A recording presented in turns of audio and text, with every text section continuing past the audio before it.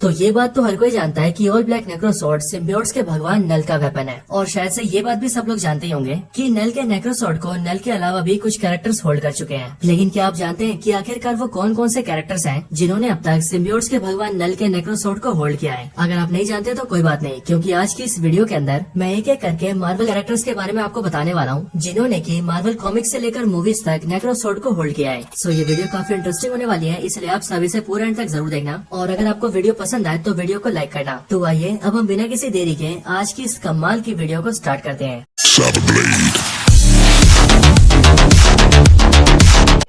Number 6, Gorr the God Butcher. तो Gorr the God Butcher Marvel का एक ऐसा कैरेक्टर है जिसने की एक टाइम पर नल के नेक्रोसॉर्ड का इस्तेमाल किया है। हालांकि गॉड बुचर बनने से पहले गॉर एक मामूली सा मॉर्टल होता है जो कि मार्वल यूनिवर्स के एक अनजान से प्लेनेट पर रहता है। लेकिन जब गॉर के प्लेनेट के सारे लोग भूख और प्यास से धीरे धीरे करके मारे जाते हैं, तब गॉर को सारे भगवानों से नफरत हो जाती है, क्योंकि गॉर का ये मानना होता है कि उसके लोगों के मरते टाइम पर उसके गॉड्स ने उनकी मदद नहीं की थी, और अगर गॉड्स उस प्लेनेट के लोगों की मदद करते तो शायद वो सारे लोग बच जाते। लेकिन फिर इसी नफरत के साथ ही गॉर दो गॉड से मिलता है जो कि लड़ते हुए सीधा गॉर के प्लेनेट पर आ जाते हैं। लेकिन कमाल की बात ये होती है कि उन्हीं दोनों गॉड्स में से एक गॉड होता है सिम्बियोट गॉड नल, और फिर इसीलिए गॉर वहाँ पर गॉर के नेक्रोसॉर्ड का एक छोटा सा हिस्सा अपने हाथों में लेता है और दूसरे वाले गॉड को जान से मार देता है, एंड फिर निकल जाता है पूरे यूनिवर्स से सारे गॉड्स का खात्मा करने के लिए। और फिर उसके बाद जाकर वो कहलाता है गॉर द गॉड बुचर। अब नल का ये वेपन यानी कि नेक्रोसॉर्ड जब तक गॉर के पास रहता है तब तक गॉर बहुत ज्यादा पावरफुल रहता है, और इसीलिए वो यूनिवर्स के सारे गॉड्स को पकड़ पकड़ के जान से मारता है। Number 5, Dark Shadow Lord. So अगर आप इस कैरेक्टर को नहीं जानते तो मैं आपको बता दूं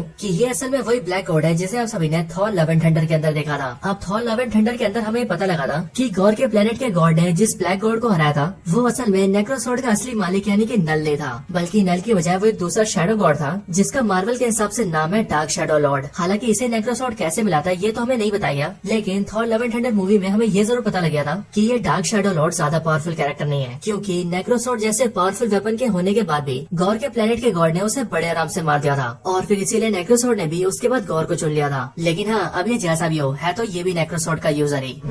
नंबर 4, हेला। तो मौत की देवी हेला एसगार्ड के ऑल फादर ओडिन की बेटी है, एंड एक एसगार्डियन गॉड होने की वजह से हेला बहुत ज्यादा पावरफुल है। हेला फिजिकली भी इतनी ज्यादा पावरफुल है कि उसने थॉर की थर्ड फिल्म के अंदर थॉर को भी बड़े आराम से संभाल लिया था, और थॉर चाहकर भी उसका कुछ नहीं कर पा रहा था। लेकिन हाँ, हेला के पास एक खास पावर भी है, और वो पावर है नेक्रोसॉर्ड। असल में हेला भी मार्वल सिनेमैटिक यूनिवर्स के अंदर नेक्रोसॉर्ड को यूज करती है, और इस बात को खुद मार्वल ने भी कंफर्म किया है कि जो नेक्रोसॉर्ड हेला यूज करती है वो मार्वल का ओरिजिनल नेक्रोसॉर्ड है, और इसीलिए हो सकता है कि हेला को भी नेक्रोसॉर्ड वैसे ही मिला हो जैसे गॉर को मिला था। एंड इसीलिए हमने ये देखा था कि नेक्रोसॉर्ड के होते हुए हेला को कोई नहीं हरा पा रहा था। लेकिन अब क्योंकि हेला की पावर्स एसगार्ड से जुड़ी हुई थी, इसीलिए जब सैटर्न ने पूरे एसगार्ड को डिस्ट्रॉय करना स्टार्ट किया तो एसगार्ड के खात्मे के साथ ही हेला भी खत्म हो गई।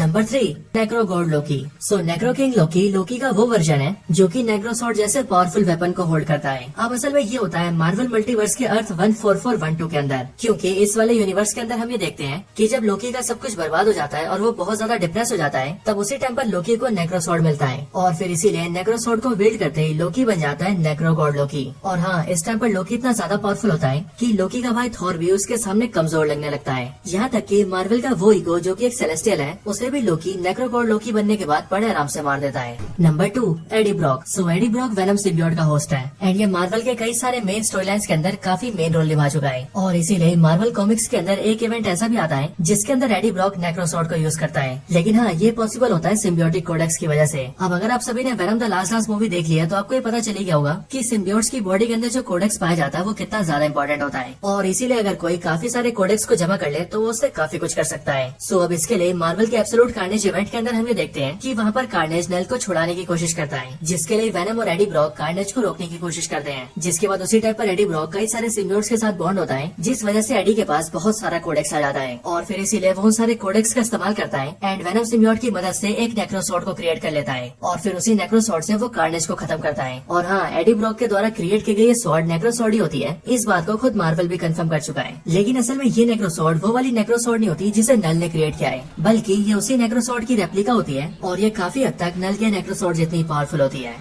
Number 1, the God of Symbiotes Null. तो जाहिर सी बात है कि नेक्रोसॉर्ड के यूजर्स में नल का नाम तो होगा ही, क्योंकि यही वो कैरेक्टर है जिसकी वजह से नेक्रोसॉर्ड क्रिएट हुई है। सिम्बियोट्स का भगवान नल नेक्रोसॉर्ड का क्रिएटर और उसका पहला बिल्डर है। एंड इसने जब नेक्रोसॉर्ड को पहली बार क्रिएट किया था तो उस टाइम पर अपने क्रिएशन के साथ ही नेक्रोसॉर्ड इतना ज्यादा पावरफुल था कि नेक्रोसॉर्ड ने एक सेलेस्टियल के सर को काट दिया था। बट आगे चलकर नल ने नेक्रोसॉर्ड को और ज्यादा पावरफुल बना दिया और अब इसीलिए नेक्रोसॉर्ड न सिर्फ मार्वल के सबसे पावरफुल वेपन्स में से एक है, बल्कि इसके साथ ही अगर सिर्फ मार्वल के स्वॉर्ड्स की बात की जाए तो उसके अंदर नेक्रोसॉर्ड को मार्वल का सबसे पावरफुल स्वॉर्ड माना जाता है। तो दोस्तों ये थी वीडियो मार्वल के उन 7 कैरेक्टर्स के ऊपर जो कि कभी न कभी नेक्रोसॉर्ड को विल्ड या फिर यूज कर चुके हैं। वैसे आपको ये वीडियो कैसी लगी ये आप मुझे कमेंट्स के अंदर जरूर बताना, और अगर आपको वीडियो पसंद आई हो तो आप वीडियो को लाइक करना।